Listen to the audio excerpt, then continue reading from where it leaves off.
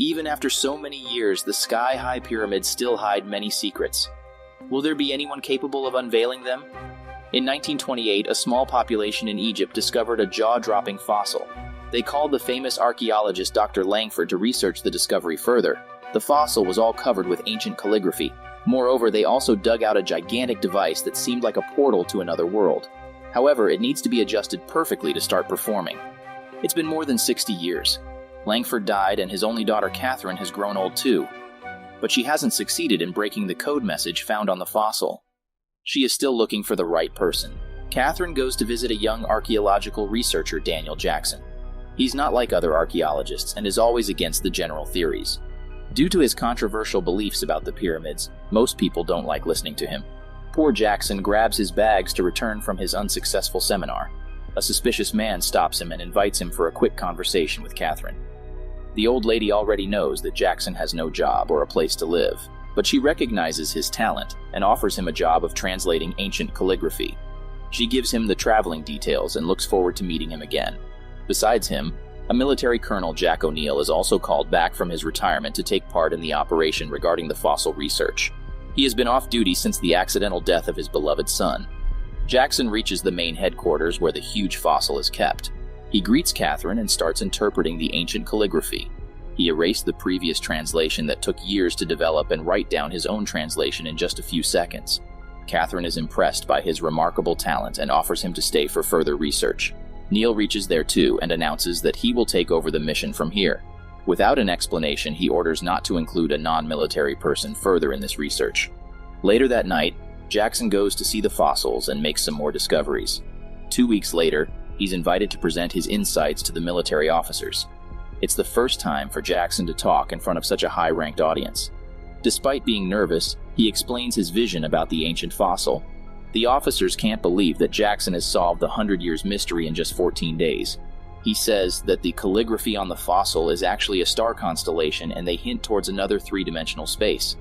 Jackson also noticed a seventh symbol on the fossil that will complete the ancient puzzle.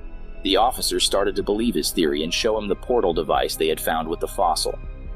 Jackson just takes a few seconds and finds the seventh symbol on the device, which he calls Stargate. With his help, the team succeeded in aligning the Stargate rings in the right order.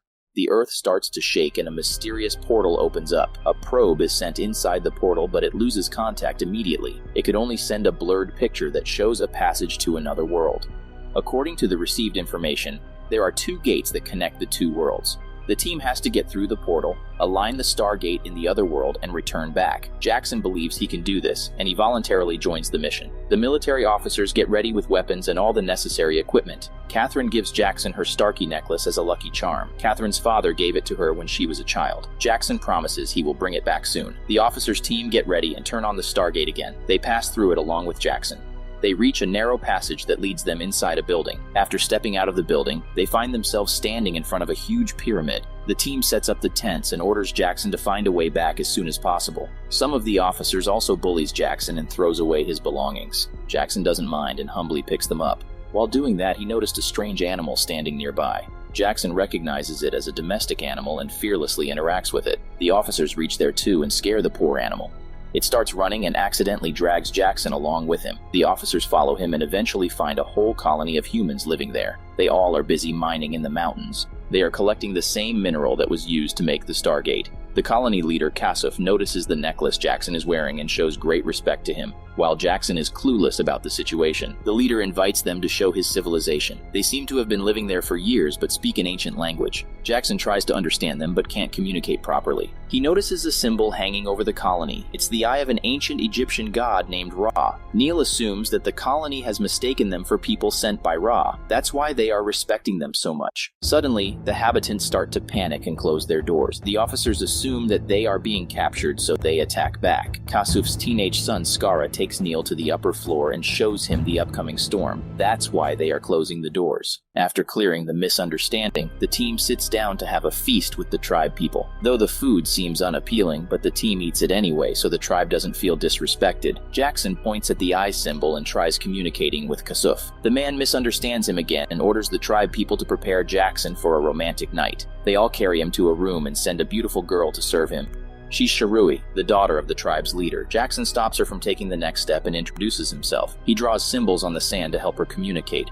Shirui recognizes the symbol and agrees to take Jackson where she found the symbol. Meanwhile, the officers waiting at the pyramid also encounter the storm and hide themselves. One of them suggests opening the Stargate by themselves, but others know it's impossible. One has to guess all the 7 combinations correctly to open that gate. Suddenly, the ground starts shaking and someone enters the pyramid. The officers spread around to look, but they all get attacked by a mysterious being. It had metal claws, an animal mask, and glowing blue eyes. Unaware of such monsters, Neil is spending his night peacefully at the tribe. Skara comes to meet him again, and Neil offers the boy a cigarette. Skara doesn't like the cigarette, but he gets to keep the lighter. While the tribe is preparing to sleep, Shirui takes Jackson to a hidden cave where the walls are full of ancient symbols. They all seem to tell a story. Meanwhile, the officers caught at the pyramid are taken by the mysterious beings and presented in front of their leader. Neil tries to communicate with them but fails. He can't contact Jackson either and gets out to look for him. Skara was busy showing the lighter to his friends when Neil interrupted him. He uses gestures to ask them about Jackson. Skara takes Jackson's jacket and lets his animal sniff it. The animal has a great sense of smell and locates Jackson immediately. Jackson has read all of the symbols and figured out the whole mystery. Thousands of years ago, a traveler from distant stars escaped from a dying world and looked for a way to extend his own life.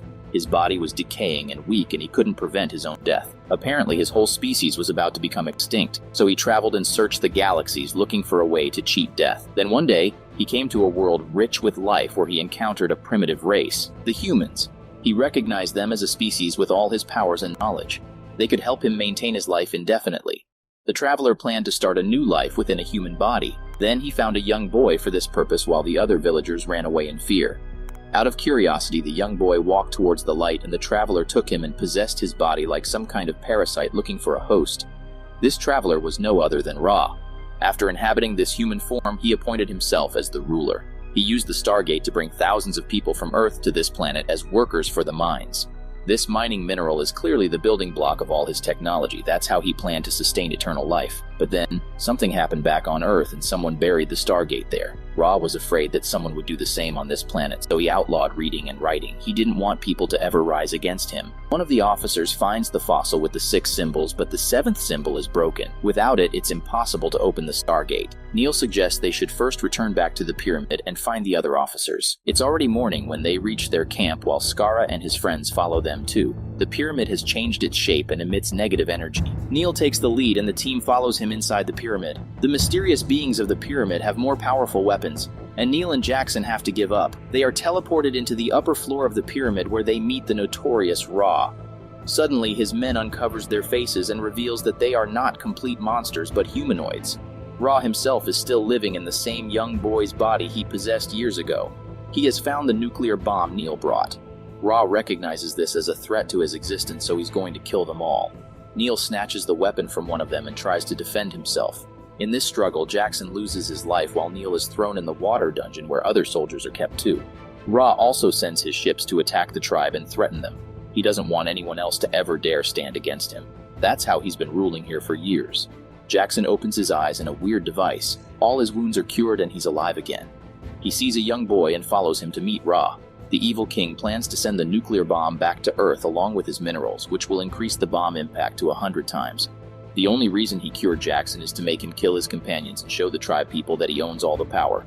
Ra takes away the Starkey necklace too, which originally belonged to him. Meanwhile, Skara meets his sister who tells him about their origin. Shirui believes they are not supposed to be slaves and must stand for their rights. Ra calls all the tribe people and orders Jackson to kill his mates in front of them. Jackson notices Skara hiding the guns and understands what he needs to do. He shoots at Ra instead, followed by Skara and his friends shooting continuously. The situation turns into chaos, and Skara helps Jackson and his team in escaping into a cave. Neil tells everyone to back off, but Jackson tells him about the destruction of Earth. They must fight against Ra. Later that night, Jackson thanks Shirui for her help and confesses his love for her. Then he sits down near the fire and notices Skara drawing on the wall.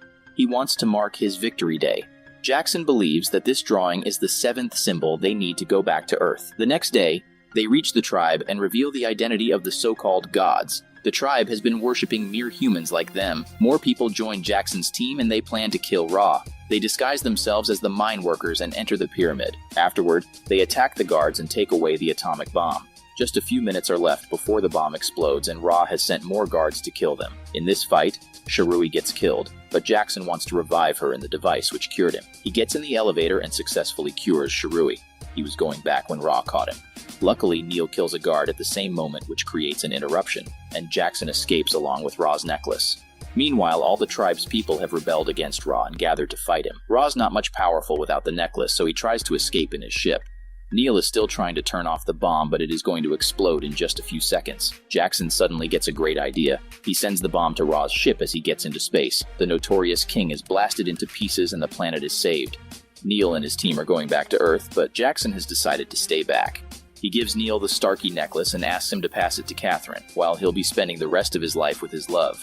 But he can visit the Earth anytime he wants, using the Stargate. Slavery is a mindset.